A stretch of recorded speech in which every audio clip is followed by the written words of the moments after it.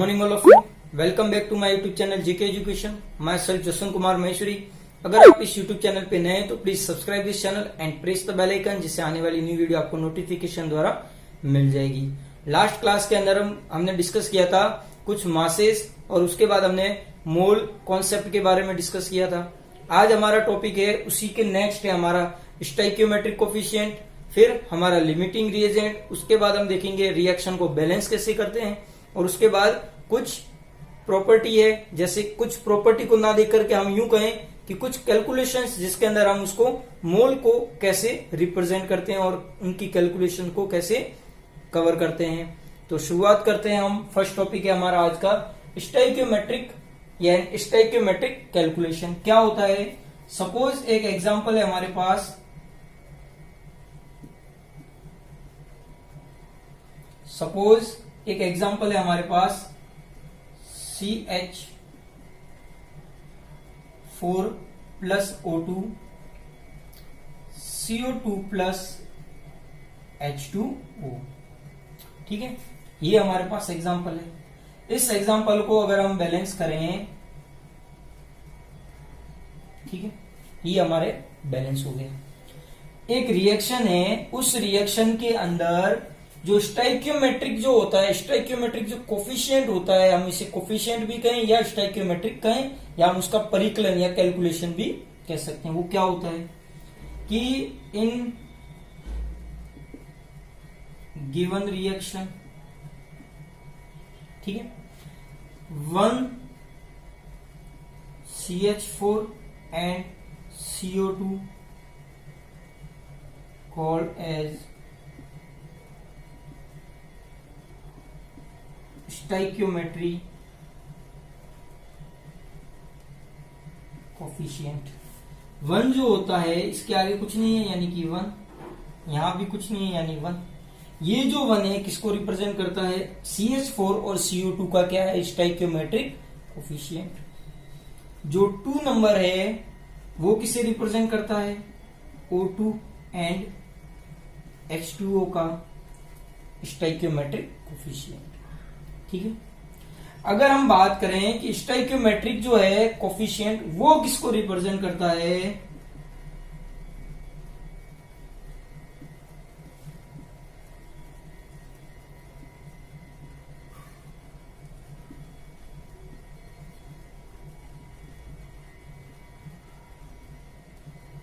किसको रिप्रेजेंट करता है? मोल्स को रिप्रेजेंट करता है। अब जब मोल्स आ गया है तो हम इस रिएक्शन को कैसे लिख सकते हैं? देखो, इन अबोव रिएक्शन,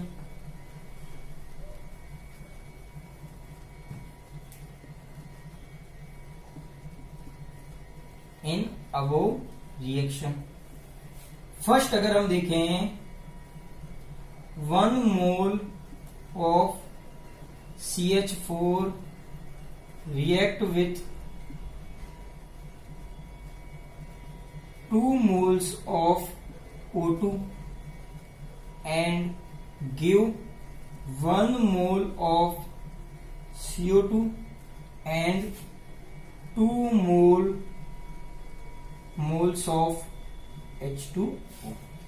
इसे हम ऐसे भी कह सकते हैं, क्या कह सकते हैं कि 1 मोल जो CH4 है, जब उसकी रिएक्शन किसके साथ करवाई जाती है? 2 मोल ऑफ CO2 से O2 से, तो किसका फॉर्मेशन होता है? 1 mole of CO2 and 2 mole of H2O। हम इसे ना कह करके कुछ अलग तरीके से कहना चाहें तो 1 molecule of CH4 react with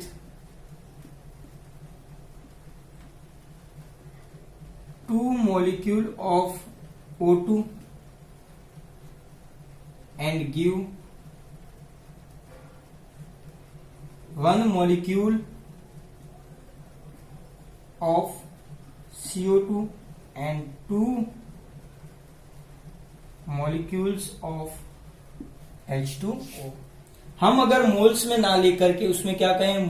moles में ना लेकर के मोलिक्यूल की बात करें, क्योंकि हमने कल बात की थी कि जो मोल्स है उसको मोलिक्यूल्स के, क्योंकि उसके अंदर क्या होते हैं? टोटल नंबर ऑफ मोलिक्यूल्स या पार्टिकल्स, तो वो है। फिर अगर हम इसे इस तरह ना कह करके कुछ अलग तरीके से कहें 22.7 लीटर ऑफ CH4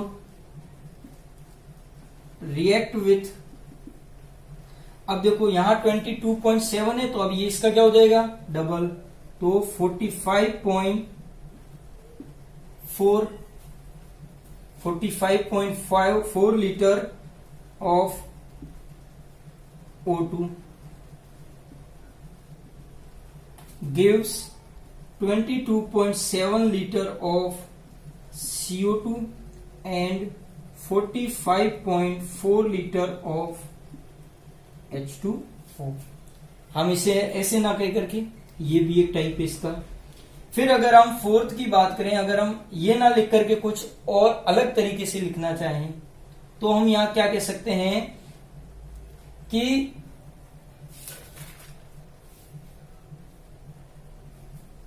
हम यहां पर मोल्स हो गया हमारे पास, मॉलिक्यूल हो गया, लीटर हो गया। फोर्थ है हमारा, हम इसे ग्राम में लिख सकते हैं, यानी कि 16 gram of CH4 react with O2 का कितना हो गया, ऑक्सीजन एक का होता है 16 इंटू 2 यानी कि 64 gram of O2 gives 44 gram of CO2 and 36 gram of H2। यानी कि अगर हमें स्टोइकियोमेट्रिक कोफिशिएंट पता है तो हम उससे मोल्स निकाल सकते हैं, उसके अंदर कितने मॉलिक्यूल्स है वो निकाल सकते हैं, वो कितने लीटर में, अगर वो गैस में, अगर गैस फॉर्म में अगर हम इस रिएक्शन को ले तो लीटर से भी पता लगा सकते हैं, या उसको कितने ग्राम है उससे भी पता लगा सकते हैं कि कौन किससे रिएक्ट होगा और कितने का फॉर्मेशन कर रहा है। तो ये है हमारा स्टोइकियोमेट्रिक एंड स्टोइकियोमेट्रिक कैलकुलेशन, ये है कैलकुलेशन उसकी। नेक्स्ट हमारा टॉपिक है limiting reagent.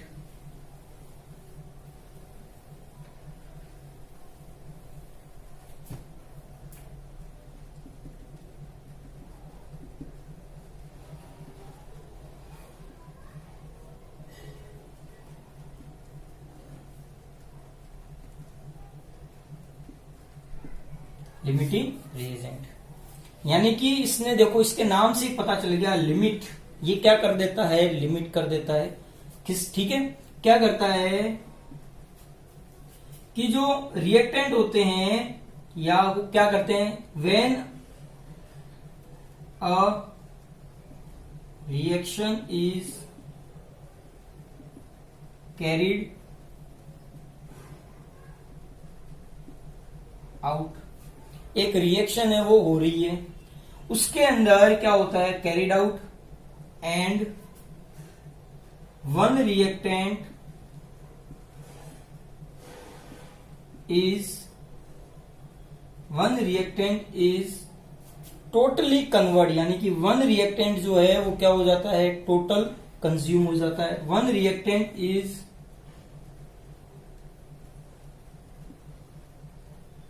Consume first, one reactant है वो क्या हो जाता है, सबसे फर्स्ट कंज्यूम हो जाता है। दैट मीन्स, उसका मतलब क्या है, यानी कि this reactant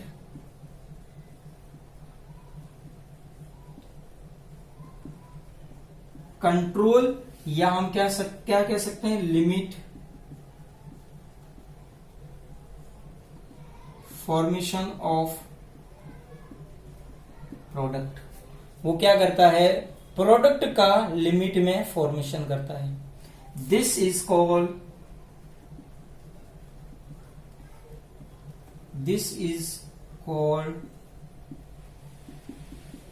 limiting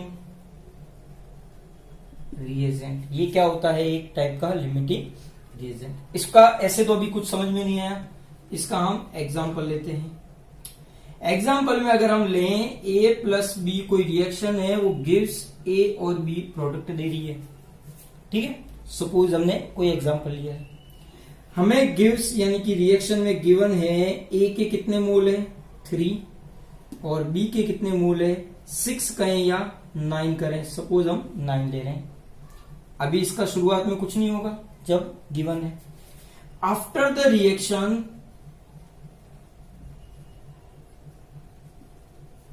after the reaction, reaction के बाद हमें गिवन है कि जो ए होता है वो कुछ नहीं बचता है, यानी कि 3 में से 3 चला गया, यानी कि क्या बचा, 0। या हम यहाँ पे 2 भी लिख सकते हैं या हम बी लिख दे, कोई दिक्कत नहीं है, ठीक है। किसी जगह 2 भी होगा क्योंकि यहाँ पे कुछ चेंज कर देंगे वो। हम इस रिएक्शन के अगर हम देखें कि अगर ये 3 में से 3 गया है तो ये 9 में से 9 नहीं जाएगा, ठीक है, क्योंकि इसी के 3 मोल इसके साथ रिएक्शन होकर के उतने ही मोल्स का कंपोजिशन या उतने ही प्रोडक्ट का फॉर्मेशन करेंगे, यानी कि 9 माइनस 3, यानी कि ये अभी भी कितना बचा है, 6 मोल बचा है। और ये कितने का फॉर्मेशन हो जाएगा, इसका 3 का फॉर्मेशन हो जाएगा।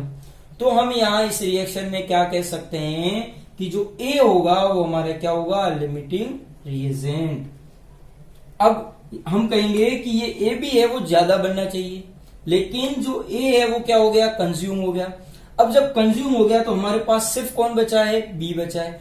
अब बी किसके साथ रिएक्ट होगा, अब जब बी रिएक्ट ही नहीं होगा तो प्रोडक्ट का फॉर्मेशन ही नहीं होगा। एक तरीके से हम क्या देखते हैं कि जो लिमिटिंग रिएजेंट होता है वो लिमिट फिक्स कर देता है प्रोडक्ट के फॉर्मेशन की, चाहे दूसरा रिएक्टेंट कितना ही प्रेजेंट हो। इसीलिए हम इसे क्या कहते हैं, लिमिटिंग रिएजेंट। ये है हमारा लिमिटिंग रिएजेंट। फिर हमारा नेक्स्ट टॉपिक है balancing of chemical reaction.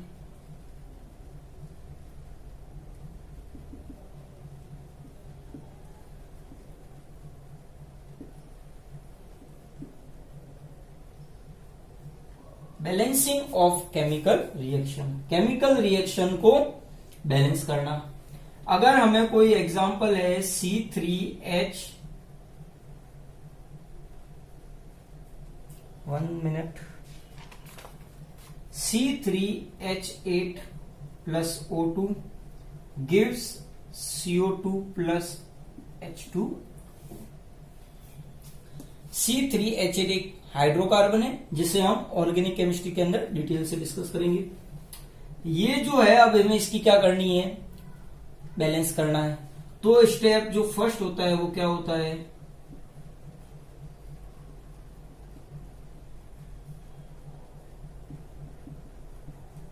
Right down the reaction, reaction को as it is write down. C3H8 plus O2 gives CO2 plus H2। Second step जो होता है वो क्या कहता है,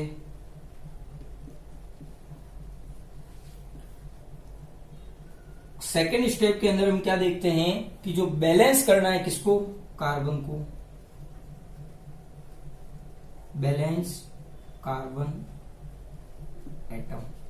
तो C3H8 plus O2 gives CO2 plus H2। अब यहां पर कार्बन कितने हैं, 3, यहां पर कार्बन कितना है, 1, तो हम इसको 3 कर देते हैं, कार्बन हो गया बैलेंस। नेक्स्ट हमारा स्टेप है step number 3, balance hydrogen atom.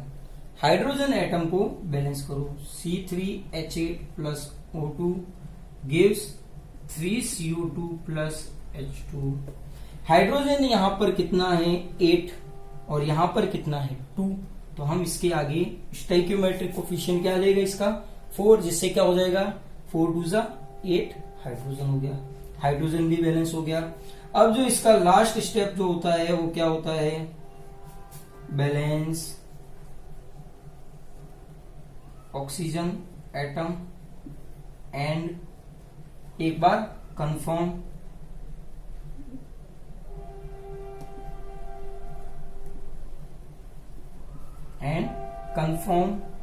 The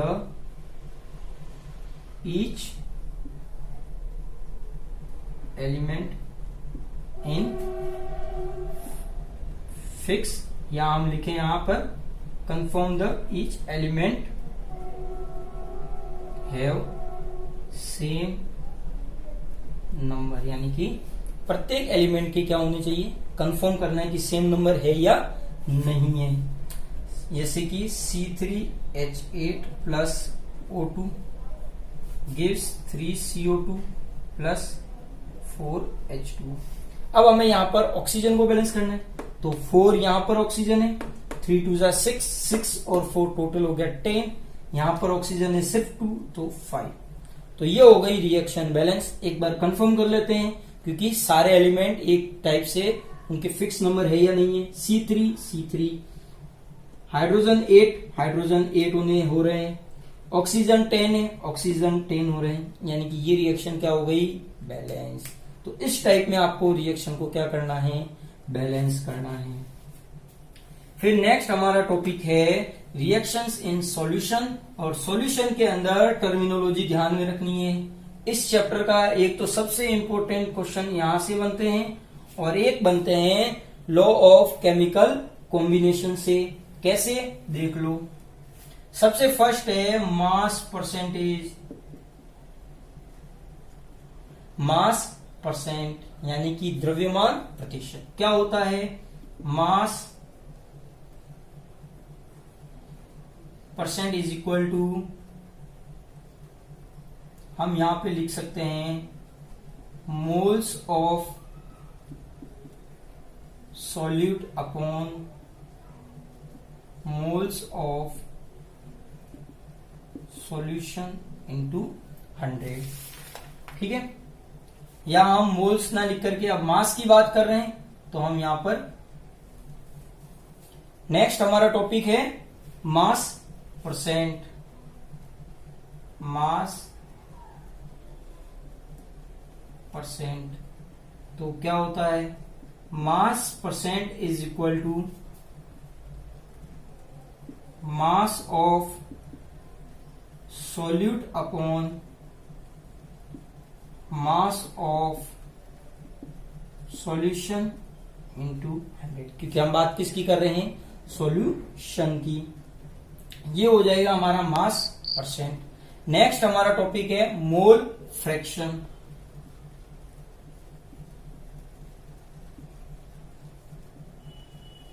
ठीक है, क्या होता है मोल फ्रैक्शन में, कि एक फिक्स मोल को डिवाइड किया जाता है टोटल नंबर ऑफ, इसे हम x से रिप्रेजेंट करते हैं। ठीक है, इसमें अगर हम इसका the ratio of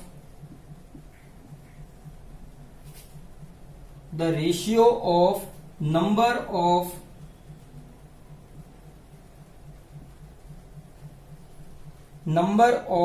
moles of a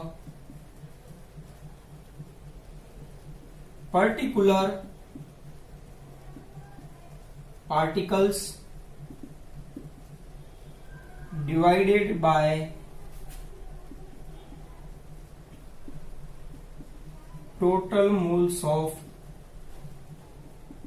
solution, क्योंकि हम सब किसके अंदर कर रहे हैं, सॉल्यूशन के अंदर। यानी कि इसका इजीली अगर हम देखें कि सॉल्यूशन के अंदर जितने मोल है, अगर हमें किसी पर्टिकुलर का मोल फ्रैक्शन निकालना है तो उसके अंदर क्या कर देते हैं, उसको डिवाइड कर देते हैं। सपोज एक एग्जांपल अगर हम लें, एक एग्जांपल है जिसके अंदर ए जो है वो बी के साथ क्या हो जा रहा है, रिएक्ट कर रहा है, या हम इसे ए जो है बी के अंदर क्या कर रहा है, रिएक्शन कर रहा है। ठीक है, तो जो सॉल्यूशन होगा वो क्या हो जाएगा, ए बी। इस सॉल्यूशन के अंदर मोल्स क्या हो जाएंगे, moles N A plus N B, क्योंकि एन के मोल और बी के मोल क्या हो जाएंगे, कंबाइन। अगर हम मोल फ्रैक्शन निकालें किसी पर्टिकुलर का, suppose mole fraction of A is equal to moles of A divided by total moles of solution, यानी कि N A divided by N A plus N B. अगर हम एक्स बी की बात करें तो क्या होता है, moles of B is equal to moles of B divided by total moles of solution, यानी कि NaNB upon Na plus NB। अब यहां पर एनसीईआरटी ने तो इतना बोल दिया है, लेकिन एक बात आपको पता होनी चाहिए कि मोल फ्रैक्शन जो होता है XA या टोटल मोल फ्रैक्शन, अगर हम बात करें total mole fraction is equal to XA plus XB plus कुछ भी हो, वो किसके इक्वल होता है? 1 के इक्वल होता है। यानी कि अगर हमें सिर्फ 2 ही पार्टिकल्स है, उन 2 पार्टिकल्स में से अगर हमें एक का मोल फ्रैक्शन पता हो तो हम सेकंड का पता लगा सकते हैं। 1 में से उसे क्या करना है? माइनस करना है। तो ये है हमारा मोल फ्रैक्शन। नेक्स्ट अगर हम देखें molarity,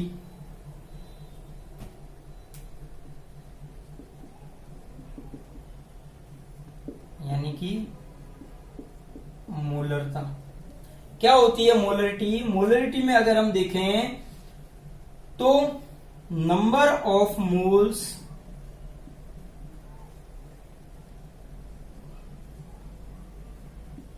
present in 1 litre of solution.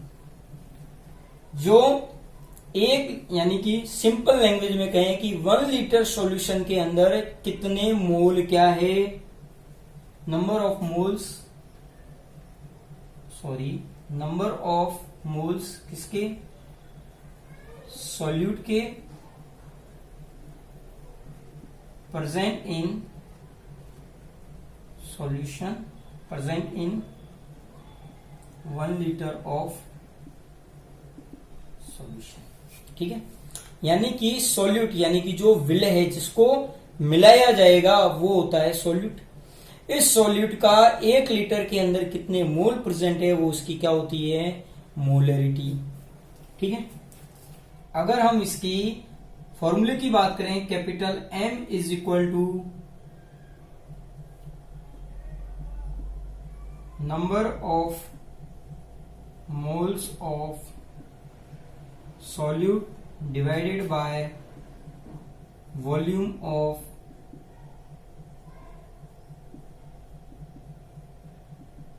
solution in litre के अंदर सॉल्यूशन। ठीक है, कुछ स्टूडेंट जो होते हैं वो क्या करते हैं, फॉर्मूले को पूरा का पूरा रट्टा मार, मतलब मोलरिटी पूछी बुक के अंदर और काफी जगह जो फॉर्मूला जो होता है वो हमारा ml के अंदर ही सॉल्व करना होता है, क्योंकि अब लीटर के अंदर हम कोई रिएक्शन तो करवाएंगे नहीं, उसको कुछ ml के अंदर ही हम रिएक्शन करवाते हैं लेबोरेटरी के अंदर। तो जो क्या होता है, जो नंबर ऑफ मोल्स m जो होता है और v जो होता है उसको किससे मल्टीप्लाई कर देते हैं? 1000 से। ठीक है, जिससे वो क्या हो जाएगा? कन्वर्ट हो जाएगा जब v क्या होगा? ml के अंदर। तो वो क्या करते हैं, इसको रट्टा मार देते हैं। लेकिन कभी कभी एग्जाम के अंदर क्वेश्चन उल्टे तरीके से पूछ लिया जाता है, उसके अंदर आपको लीटर दे दिया जाता है और वहां सब जने 100 से मल्टीप्लाई करके आ जाते हैं और सब गड़बड़ कर देते हैं। ठीक है, अगर हम इसकी आगे इसी में बात करें कि जो m है वो क्या होता है? n upon v। जो n होता है वो क्या होता है? Weight upon molecular weight into v in litre. ठीक है, जो नॉर्म हमारा कहने का मतलब मोल्स होते हैं वो क्या होते हैं? Weight upon molecular weight. अब जो वेट अपॉन जो मॉलिक्यूलर वेट होता है वो क्या होता है? Strength of solution divided by molecular weight of solute. यानी कि अगर हमें क्वेश्चंस के अंदर मोल ना दे करके सिर्फ वेट दे दे कि सॉल्यूट का इतना वेट है, तो हमें उसका अब जब सॉल्यूट का नाम बोल दिया तो हम उसका मॉलिक्यूलर वेट भी निकाल देंगे। ठीक है, अब मॉलिक्यूलर वेट निकालने के लिए हमें क्या करना पड़ेगा? पीरियोडिक टेबल को डिस्कस करना पड़ेगा। तो इसीलिए मैंने आपको सबसे फर्स्ट पीरियोडिक टेबल के बारे में ही बताया है। ताकि आप वहां से उसके मॉलिक्यूलर वेट, उसके कैरेक्टर वगैरह को आसानी से समझ लें और वहां हम इसे अप्लाई यहां कर सकें। अब अगर हमें स्ट्रेंथ दे दी है तब भी हम उससे मोलरिटी को निकाल सकते हैं। तो ये है हमारी मोलरिटी। सेकेंड है हमारा molarity.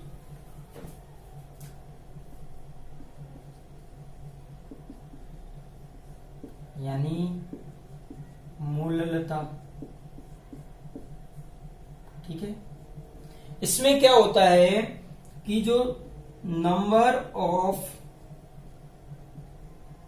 Moles of solute present in 1 kg of solution, यानी कि वो का वही है, सिर्फ 1 लीटर की जगह कौन हो गया 1 kg ऑफ सॉल्यूशन। अब इसे हम रिप्रेजेंट करते हैं स्मॉल m से, यानी कि small m is equal to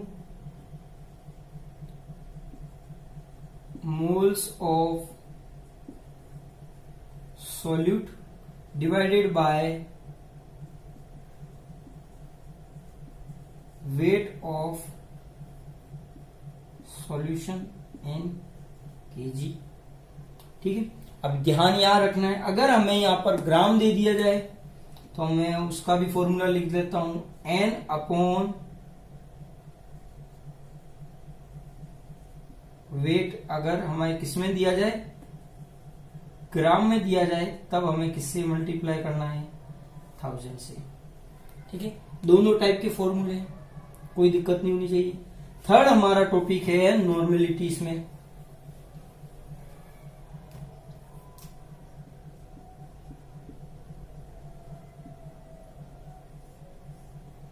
अब ये क्या होता है कि number of gram equivalent present in solution के अंदर, यानी कि अगर हम इसकी बात करें कि जो gram equivalent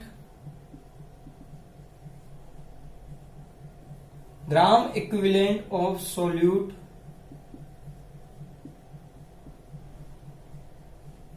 present in 1 litre solution, यानी कि अगर नॉर्मेलिटी को हम रिप्रेजेंट करते हैं n से, n जो होगा वो किसके होगा, ग्राम equivalent divided bye solution in litre. और जो ग्राम इक्विवेलेंट होता है वो क्या होता है, वेट अपॉन, ठीक है, weight upon equivalent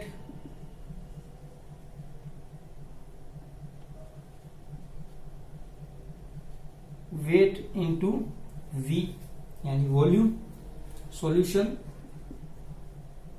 volume of solution, weight upon equivalent. अब ये जो इक्विवेलेंट है इसको थोड़ा डिटेल में बाद में हम देखेंगे, अभी थोड़ी देर बाद में। जो हम इसको सिंप्लीफाई अगर करें, ठीक है, तो हम क्या देखते हैं, वेट अपॉन वॉल्यूम क्या हो गया, स्ट्रेंथ अपॉन इक्विवेलेंट वेट। ठीक है, और जो इक्विवेलेंट वेट होता है हमें ये ध्यान रखना होता है, इक्विवेलेंट वेट जो होता है वो इक्वल होता है molecular weight divided by N. यहां पर जो एन जो होता है वो क्या होता है, total change in oxidation state. ठीक है, यानी कि ऑक्सीकरण अवस्था में कितना चेंज हुआ है वो, या हम क्या कह सकते हैं, और चेंज इन इलेक्ट्रॉन, इलेक्ट्रॉन के अंदर कितना चेंज हुआ है, यानी कि एक रिएक्शन है उसके अंदर इलेक्ट्रॉनिक चेंज कितना हुआ है वो। अब इसके लिए थोड़ा डिटेल के अंदर, लेकिन इसके लिए मैं इसको आपको आसानी से समझाऊंगा जब हम इसका कल लास्ट क्लियर करेंगे हम इंपोर्टेंट क्वेश्चन, जिसके अंदर ये सारे एग्जांपल आएंगे, वहां हम इसको डिस्कस करेंगे। ठीक है, तो हम एक रिलेशन निकालते हैं मोलरिटी एंड नॉर्मेलिटी के अंदर।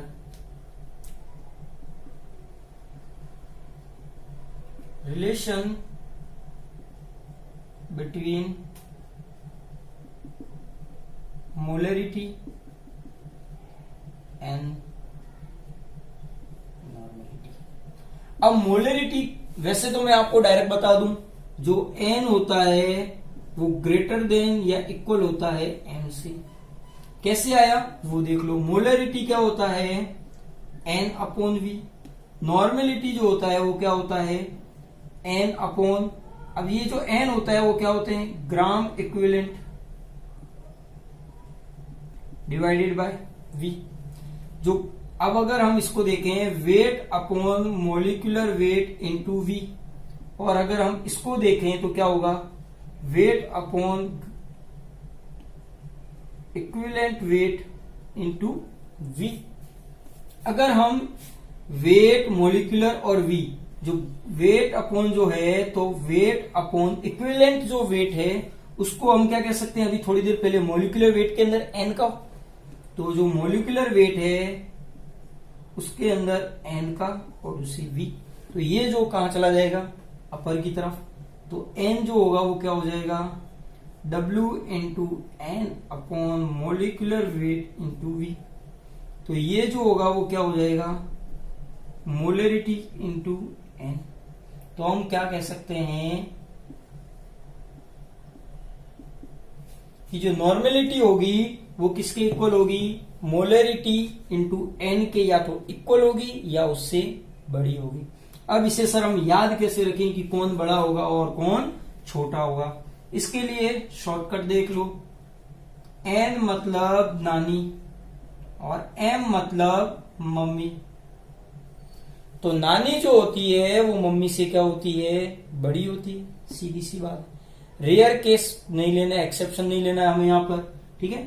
जो एन होता है वो मोलरिटी से क्या होता है, बड़ा। तो ये थे हमारे आज के टॉपिक, इसी के साथ कंप्लीट। उम्मीद होगा ये वीडियो आपको पसंद आया होगा। अगर ये वीडियो आपको पसंद आए तो please like, comment, share and subscribe जरूर करें, एंड शेयर भी जरूर करें। धन्यवाद।